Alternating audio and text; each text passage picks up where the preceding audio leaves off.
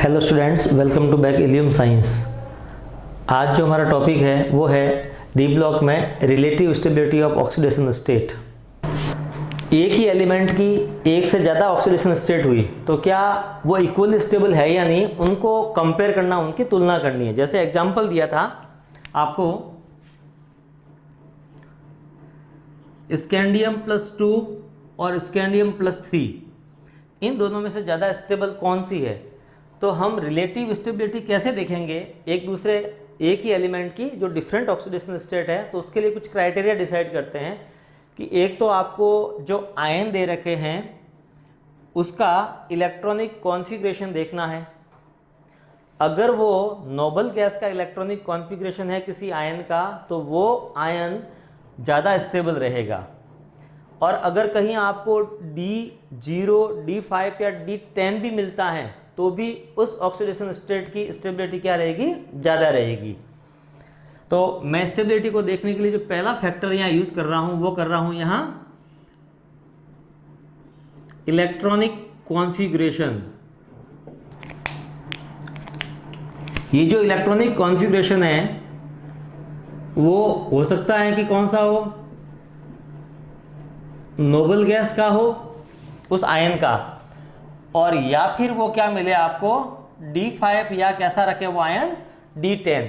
और आप हमने ये पढ़ रखा है कि D5 और D10 जो है वो कैसे होते हैं, ये स्टेबल होते हैं। कैसा, ये तो है अर्धपूरित हाफ फिल्ड है, और ये कैसा है कंप्लीटली फिल्ड है, पूर्ण पूरित है। और अर्धपूरित और जो पूर्ण पूरित थे वो क्या थे, ज़्यादा स्टेबल रहे थे। और अगर किसी का अक्रिय गैस का इलेक्ट्रॉनिक कॉन्फ़िगरेशन भी मिलता है, कौन सा, अक्रिय गैस का, जिसको नोबल गैस कहा गया है, तो भी क्या होगा, वो स्टेबल रहेगा। तो यहाँ स्कैंडियम +2 और स्कैंडियम +3 को हम क्या करते हैं, कंपेयर करते हैं।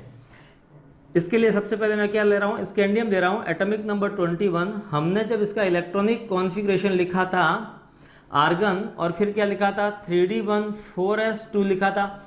और मैंने आपको कैटायन का फॉर्मेशन करना बताया था कि स्कैंडियम से स्कैंडियम +2 बनाएंगे तो इलेक्ट्रॉन पहला कहाँ से हटाएंगे, ये आप जानते हो अब तो पहला इलेक्ट्रॉन कहाँ से हटाया था हमने, 4s से हटाया था। तो अब क्या बन जाएगा, देखो ये आर्गन बन गया ना, और ये बन गया 3D1 और ये हो गया आपका 4s0। तो अभी भी कैसा D1 है, हमें कैसा चाहिए, तो D5 या D0, D5 या D10, या मैं कह सकता हूं कि वो D0 हो। और D0 कैसा रहेगा, नोबल गैस का इलेक्ट्रॉनिक कॉन्फ़िगरेशन ही मिलेगा। तो यहाँ 3D1 है। और अगर इस स्कैंडियम को अब मैं स्कैंडियम किस में कन्वर्ट करता हूँ, +3 में कन्वर्ट करता हूँ, तो देखो इलेक्ट्रॉन कहाँ से, 2 यहाँ से और 1 यहाँ से हटेगा। तो अब इसका जो इलेक्ट्रॉनिक कॉन्फ़िगरेशन वो कैसा आया, 3D0 4s हुआ कि नहीं हुआ, ये हुआ 4s0।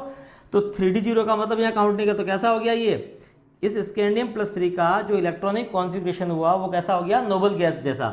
इसका मतलब अगर नोबल गैस के लिए यहाँ लिखा जाए तो इसके जो आउटर मोस्ट सेल में इलेक्ट्रॉन होंगे 3s2 और 3p6, और कितने इलेक्ट्रॉन होते हैं इसके, 8 इलेक्ट्रॉन। तो अगर किसी आयन के आउटर मोस्ट सेल में कितने इलेक्ट्रॉन आए, 8 इलेक्ट्रॉन आए, तो वो ऑक्सीडेशन स्टेट दूसरी ऑक्सीडेशन स्टेट से क्या होगी, ज़्यादा स्टेबल होगी। तो यहाँ पर ज़्यादा स्टेबल कौन सा हुआ, स्कैंडियम +3 स्कैंडियम +2 से ज़्यादा स्टेबल है। ये क्या हो गया, इसका स्थायित्व का क्रम, स्टेबिलिटी ऑर्डर। इसी तरह से एक एग्जांपल और लेते हैं, Ti+4 और Ti+3, टाइटेनियम की 2 ऑक्सीडेशन स्टेट है, इन दोनों में से ज़्यादा स्टेबल कौन सा है। तो हम चेक करते हैं कि जो टाइटेनियम है उसका जो एटॉमिक नंबर लिखा था वो लिखा था 22, इलेक्ट्रॉनिक कॉन्फ़िगरेशन हमने लिखा 3D2 4s2। अब आपको इस टाइटेनियम को किस में कन्वर्ट करना है, टाइटेनियम को पहले कन्वर्ट करते हैं +3 में, तो Ti+3 हुआ। अब Ti+3 में 2 इलेक्ट्रॉन यहाँ से हटाएंगे और 1 इलेक्ट्रॉन कहाँ से हटेगा, D से हटेगा। तो हटा के देख लेते हैं एक बार, तो क्या हो जाएगा, आर्गन हो जाएगा, और 3D1 4s0। अभी भी आपको D0 नहीं मिला है, इसका मतलब ये कम स्टेबल है। अब जाते हैं आगे Ti+4 में, तो 4 में कन्वर्ट करने के लिए सारे के सारे इलेक्ट्रॉन हटा देंगे ना। तो टाइटेनियम की +4 ऑक्सीडेशन स्टेट में जो इसका इलेक्ट्रॉनिक कॉन्फ़िगरेशन आता है वो कैसा हो जाता है, नोबल गैस का इलेक्ट्रॉनिक कॉन्फ़िगरेशन होता है। दैट मीन जो टाइटेनियम +4 है इसके आउटर मोस्ट सेल में कितने इलेक्ट्रॉन लिए, 3s2 और 3p6। तो टोटल कितने इलेक्ट्रॉन आ गए आपके पास, इसमें 8 इलेक्ट्रॉन आ गए। तो यहाँ पर जो Ti+4 है वो ज़्यादा स्टेबल है Ti+3 से।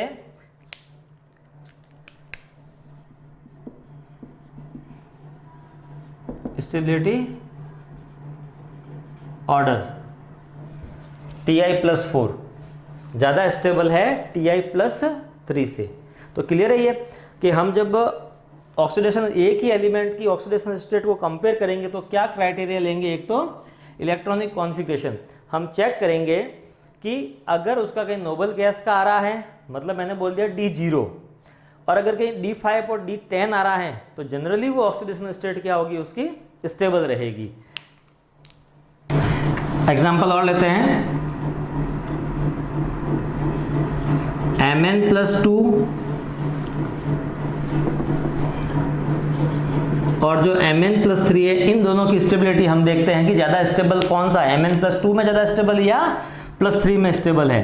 तो हम क्या करते हैं कि Mn का इलेक्ट्रॉनिक कॉन्फ़िगरेशन लिखते हैं।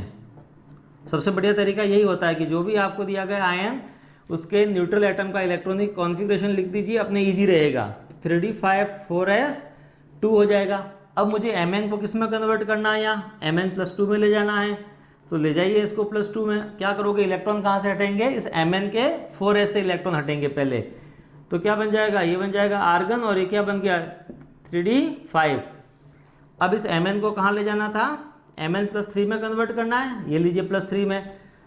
तो 3 इलेक्ट्रॉन रिमूव करने, +3 का मतलब कितने इलेक्ट्रॉन रिमूव करने बताए थे, 3। तो कहाँ से करेंगे, S से 2 और 1 से 1 जाएगा D से। तो क्या बचेगा D4 4s0। अब आप सोचिए ज़्यादा स्टेबल कौन सा हुआ, D5 वाला ज़्यादा स्टेबल हुआ या D4 वाला ज़्यादा स्टेबल हुआ, 5 वाला होगा ना, क्योंकि हमने पढ़ रखा है कि जो ये कैसा हो गया, हाफ फील्ड हो गया। कैसा है, हाफ फील्ड। और आप जानते हो कि हाफ फील्ड जो है वो मोर स्टेबल होता है, अधिक स्थायी होता है। हिंदी में बोलेंगे इसको अर्धपूरित इलेक्ट्रॉनिक विन्यास। तो अगर मुझे स्टेबिलिटी देखनी है, ज़्यादा स्टेबल कौन सा, वो Mn+2 में आया, तो स्टेबिलिटी देखी तो मुझे कौन सा मिला, Mn+2 Mn+3 से ज़्यादा स्टेबल है। ये इसकी स्टेबिलिटी ऑर्डर, स्थायित्व का क्रम, स्टेबिलिटी ऑर्डर आया इसका।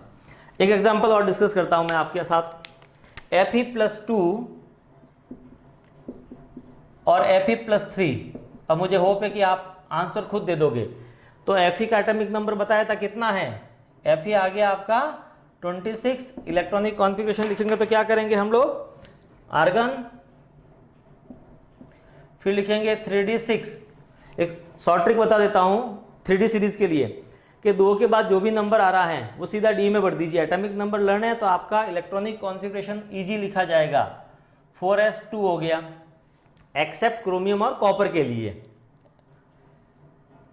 अब Fe को किस में कन्वर्ट करना है, +2 में ले जाओ भाई, वो +2 में। तो क्या हो जाएगा, ये हो जाएगा आर्गन, यहां से हटा तो ये मिला 3d6 4s, क्या मिल गया 0।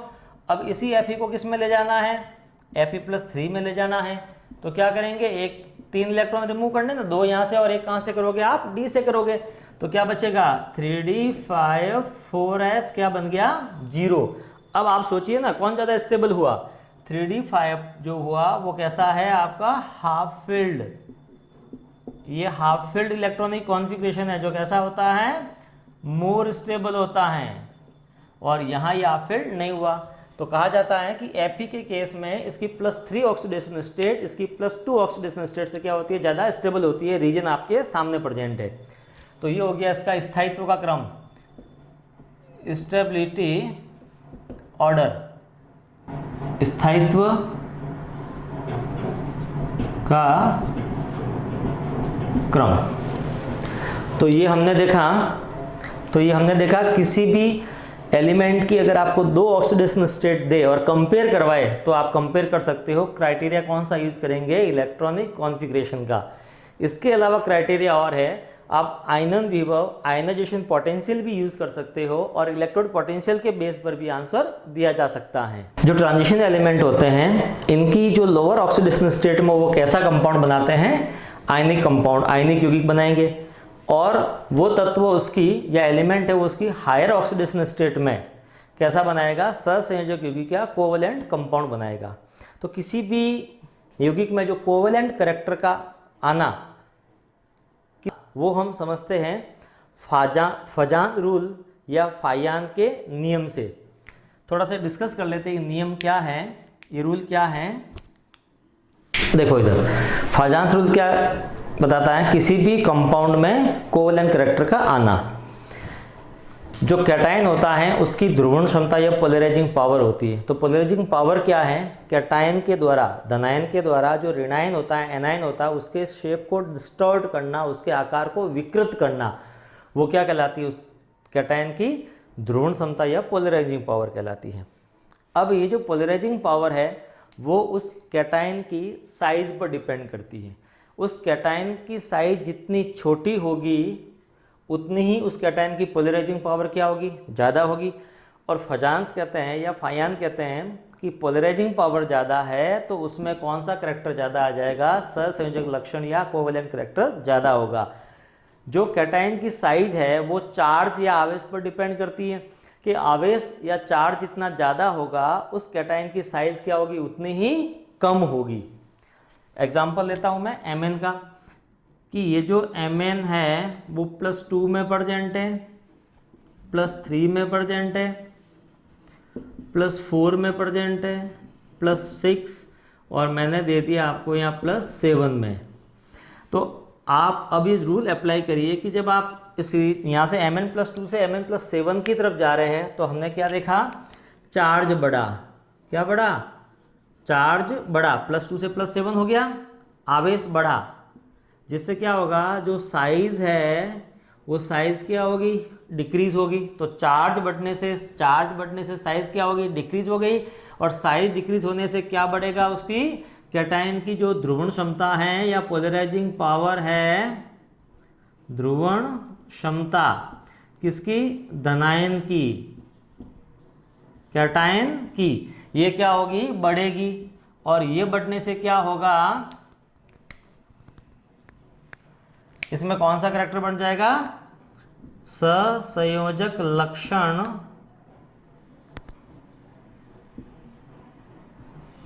क्या होगा, बढ़ेगा। क्लियर है ये। इसका मतलब ये हुआ कि जो Mn है ये Mn+2 में है, ये कैसा यौगिक बनाएगा,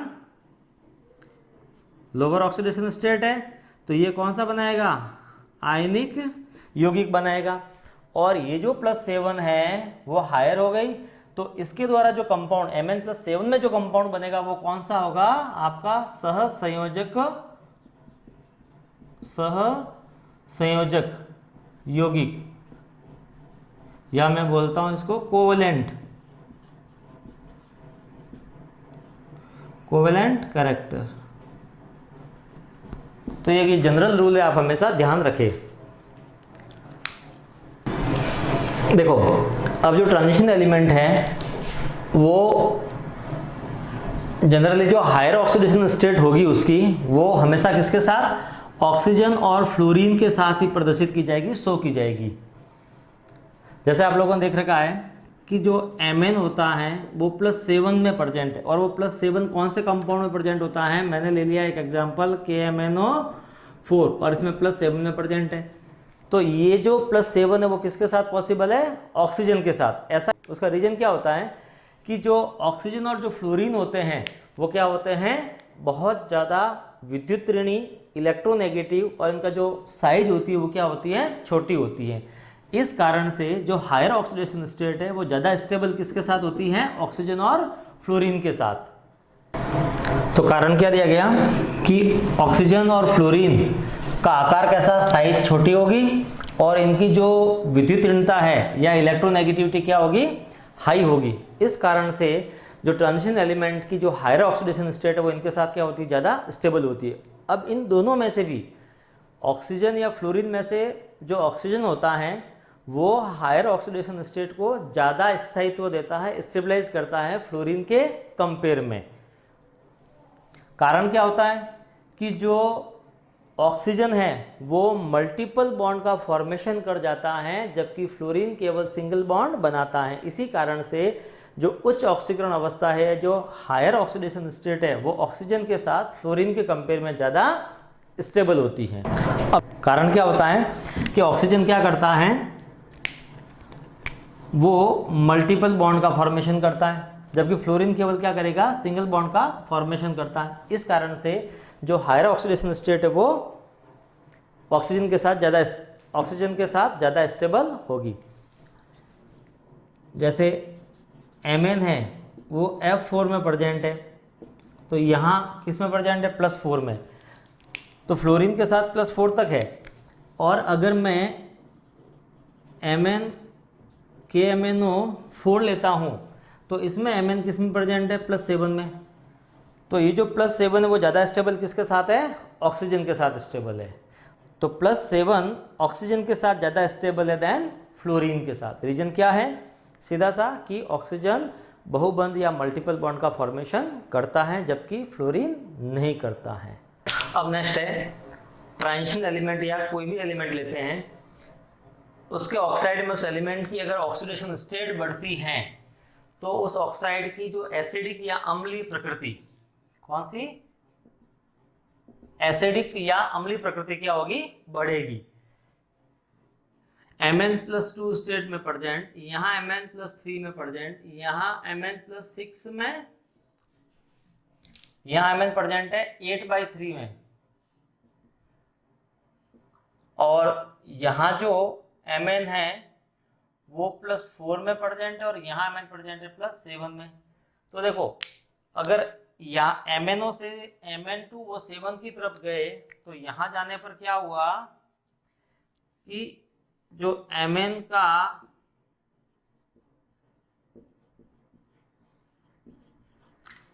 ऑक्सीकरण अंक है या ऑक्सीडेशन स्टेट है वो क्या हो गई है, बढ़ गई है।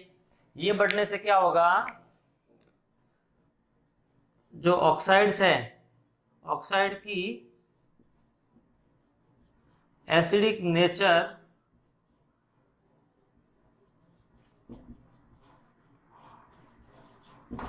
अम्लीय प्रकृति क्या होगी, बढ़ेगी। तो ये जो लोअर है ऑक्सीडेशन स्टेट +2 और +3 में, Mn के जो ऑक्साइड है वो कौन सी प्रकृति के होंगे, क्षारीय प्रकृति के होंगे, बेसिक होंगे। ये जो मिड ऑक्सीडेशन स्टेट है, बीच वाली, वो हो गई उभयधर्मी, एम्फोटेरिक। और ये जो हायर ऑक्सीडेशन स्टेट हो गई वो कौन सा हो गया, अम्लीय, यह कहलाएगा एसिडिक। तो इस तरह से ऑक्सीडेशन स्टेट के बेस पर भी ऑक्साइड की जो एसिडिक और जो बेसिक नेचर है वो कंपेयर की जा सकती है। अब जो ऑक्सीडेशन स्टेट है उस पर पूछे जाने वाले कुछ क्वेश्चन डिस्कस करते हैं कि ऐसे संक्रमण तत्व या ट्रांजिशन एलिमेंट जो कौन सा हो, 3D सीरीज का हो, उसका नाम बताइए जो परिवर्तनशील वेरिएबल ऑक्सीडेशन स्टेट शो नहीं करता है। देखो यहाँ गलती होने के चांसेस है कि ध्यान रखें क्या पूछा गया, संक्रमण तत्व ट्रांजिशन एलिमेंट कौन सी सीरीज का, 3D सीरीज का। तो आप आंसर दोगे। देखो मैंने आपको बताया था कि जो 3D सीरीज इसमें 2 एलिमेंट थे, एक तो स्कैंडियम था और एक था जिंक था।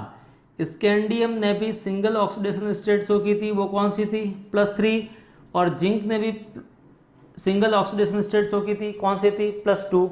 स्कैंडियम +3 में जाता है तो वो नोबल गैस जैसा हो गया था, अक्रिय गैस का इलेक्ट्रॉनिक विन्यास ले लेता है।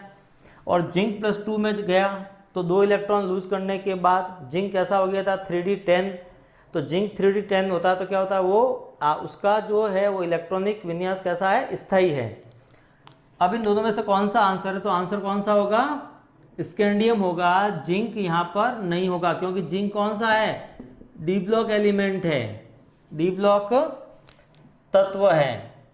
लेकिन क्या पूछा गया है, संक्रमण तत्व या ट्रांजिशन एलिमेंट। तो स्कैंडियम है वो क्या है, एक संक्रमण तत्व है जो सिंगल ऑक्सीडेशन स्टेट शो करता है, वो इसकी +3 है। फिर है 3D सीरीज में जो ट्रांजिशन एलिमेंट है इसमें कौन सा एलिमेंट सबसे बड़ी संख्या में ऑक्सीडेशन स्टेट शो करता है। देखो स्टूडेंट्स, मैंने आपको बताया था जब हमने ऑक्सीडेशन स्टेट पढ़ी थी वो था Mn। तो Mn ने क्या किया था, +2 से +7 तक ऑक्सीडेशन स्टेट शो की थी हाईएस्ट। और रीजन क्या था कि इसके पास जो टोटल नंबर ऑफ इलेक्ट्रॉन हैं वो भी क्या मिलते हैं, ज़्यादा। कौन से, अनपेड, 3d5 4s2। तो इसके पास जो अनपेड इलेक्ट्रॉन है वो क्या मिलेंगे, ज़्यादा मिलेंगे।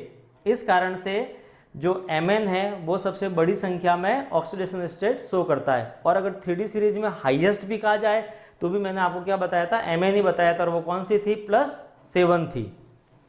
अब नेक्स्ट क्वेश्चन है कि कोई भी जो मेटल है वो उसकी जो हाईएस्ट ऑक्सीडेशन स्टेट है वो या तो ऑक्साइड में शो करता है और या फिर फ्लोराइड में। तो रीजन मैंने आपको अभी थोड़ी देर पहले बताया था कि जो ऑक्सीजन है, ऑक्सीजन और जो फ्लोरीन था, ये दोनों ही कैसे हैं,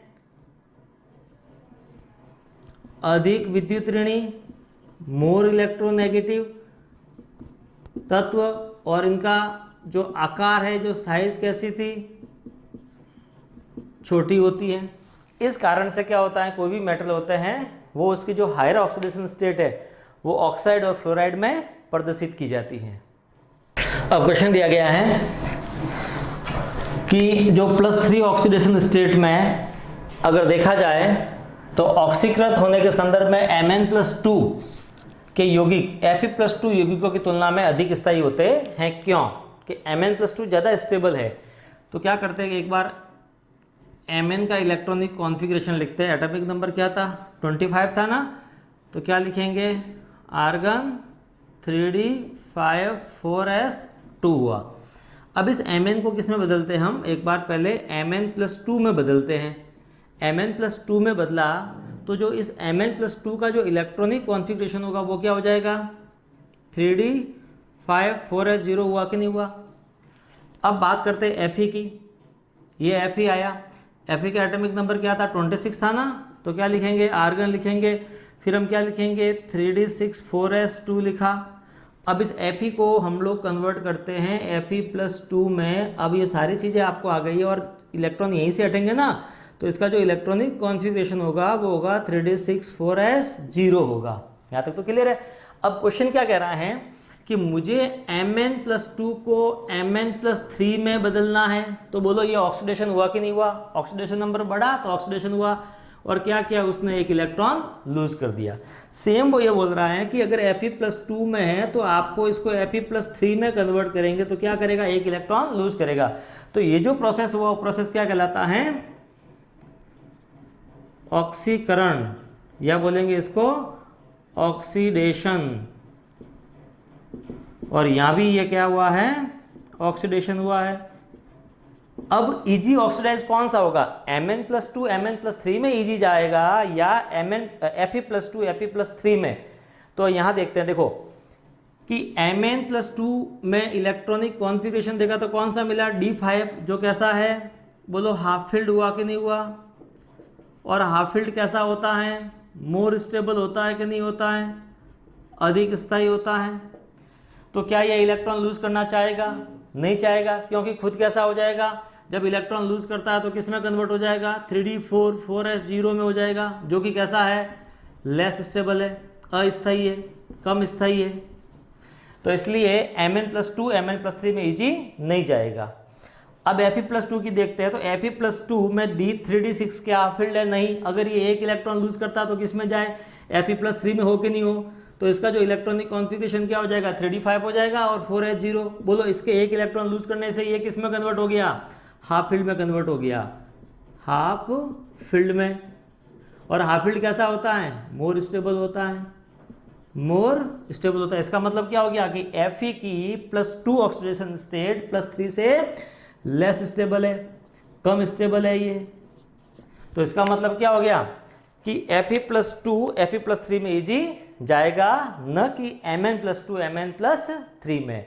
तो अभी मैंने आपको रिलेटिव स्टेबिलिटी बताई थी ऑक्सीडेशन स्टेट की, जो यहाँ क्लियर हो गई है। आगे कहा था, आपको बताया गया था कि जो रिलेटिव स्टेबिलिटी है उसको देखने का एक फैक्टर अपन यूज करते हैं, इलेक्ट्रॉनिक कॉन्फ़िगरेशन। अब अगर आपसे पूछा जाए कि एक्वस सॉल्यूशन में Cu+1 और Cu+2, ये क्यूप्रिक आयन और ये क्यूप्रस आयन, इन दोनों में से स्टेबल कौन सा है? तो अगर आप आंसर देते हो इलेक्ट्रॉनिक कॉन्फ़िगरेशन के बेसिस पर D10, ये कैसा है? स्टेबल इलेक्ट्रॉनिक कॉन्फ़िगरेशन है, स्थायी इलेक्ट्रॉनिक विन्यास है, तो ये ज़्यादा स्थायी होना चाहिए था, स्टेबल होना चाहिए था एक्वस सॉल्यूशन में Cu+1, जबकि रियल में होता कौन सा है? Cu+2, जिसका इलेक्ट्रॉनिक कॉन्फ़िगरेशन क्या मिलता है? D9 मिलता है। तो ये D9 होते हुए भी एक्वस सॉल्यूशन में कॉपर+2 Cu+1, जिसका इलेक्ट्रॉनिक कॉन्फ़िगरेशन D10 है, उससे ये ज़्यादा स्टेबल क्यों है? इसका जो कारण है हम वो नेक्स्ट वीडियो में देखेंगे।